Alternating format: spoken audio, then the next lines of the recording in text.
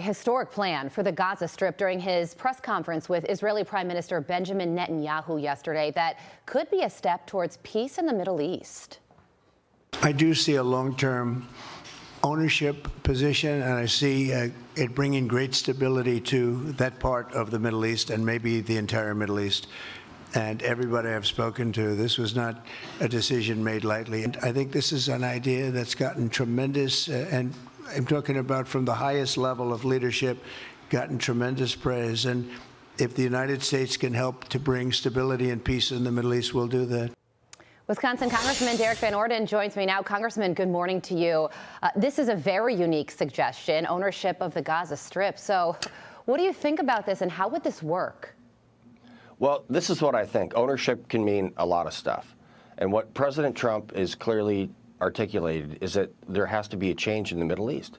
So does this mean a U.S. base in the Middle East? Does this mean a real estate company developing the Gaza Strip? I'm not really sure. But what this has done has sent a shockwave across the Middle East, telling everybody that the United States is going to be actively involved in making sure, first and foremost, that Israel is safe and that we have peace and stability in the Middle East.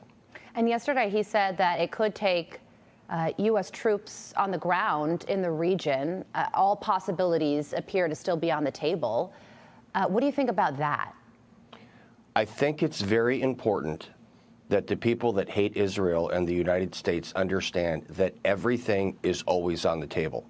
That's from a peace negotiation to a very strong and stern military reaction to what they're doing in the region. So President Trump is projecting strategic strength, which is exactly what President Biden did not do for 4 years. That's why we're here right now. So something's going to change. We're going to bring peace and stability back to the Middle East to make sure that our closest ally there, Israel, is safe, and that our allies, the other allies in the region, start making sure that they respect the United States for what we are, which is the most powerful nation in the entire world. Yeah, it certainly. I just think it's a fascinating suggestion. You see this one glimmer of, well, if everybody could get on board with this, Israel would be more secure, Palestinians would be out of a war zone, and there would be regional stability, which is clearly what Donald Trump wants.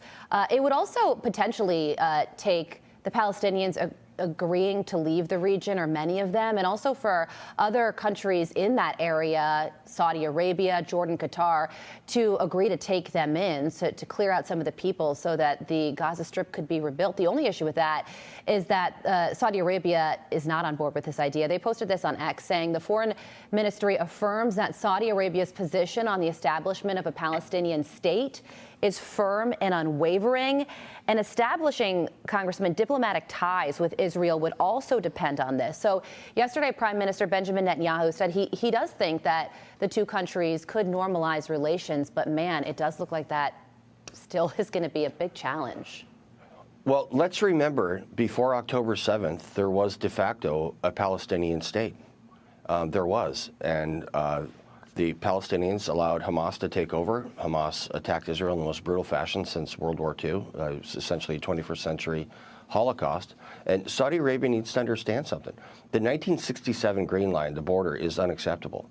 That exposes Israel in a way that is simply not going to happen, because when you close those borders, the proximity of Israel is so much smaller than people here in the United States understand. So Israel doesn't deserve to live in peace. They deserve to live in peace and prosperity and security. We've got to understand that. Yeah. So Saudi Arabia is going to get on board. They will. If people haven't learned anything from the last couple weeks of President Trump in office, they need to open their eyes. So Mexico's on board. They didn't want to be on board. Canada's on board. Didn't want to be on board. Colombia's on board. They didn't want to be on board. Saudi Arabia's going to get on board. Yeah, how about that?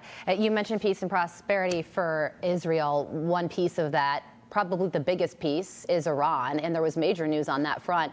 United States going back to the maximum pressure campaign of the first Trump term. Take a listen. We also took action to restore a maximum pressure policy on the Iranian regime, and we will once again enforce the most aggressive possible sanctions, drive Iranian oil exports to zero, and diminish the regime's capacity to fund terror. We're both committed to rolling back Iran's aggression in the region and ensuring that Iran never develops a nuclear weapon. So President Trump feels like this worked last time. Will it work this time around? Yes. I mean, so what we have is the ability to look back when, in his first term, when Iran was on their knees. Iran can never have a nuclear weapon, period, because they will use it.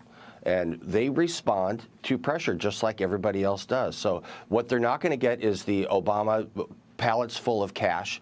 They're not going to get the Joe Biden relaxing these sanctions. What they're going to get is what they deserve right now as a rogue regime, and that is nothing from the international community, period. Yeah. So cut off all their sales of oil. If they try to accelerate the process again to get a nuclear weapon, then we're going to have to deal with that in a different way, because I'm going to say this one more time. Iran can never have a nuclear weapon, and President Trump is doing a fantastic job. Pete Hegseth is in, along with Mike Waltz as National Security Advisor, and those guys are going to make sure that we have peace and stability and that Iran adheres to international norms. Yeah, and the president said yesterday that if he is assassinated by Iran, he left instructions. They will be obliterated. Leaving instructions is another major headline that he made yesterday. Congressman, we have to leave it there. Thank you so much for joining us, Congressman Derek Van Orden, great state of Wisconsin. We appreciate you and your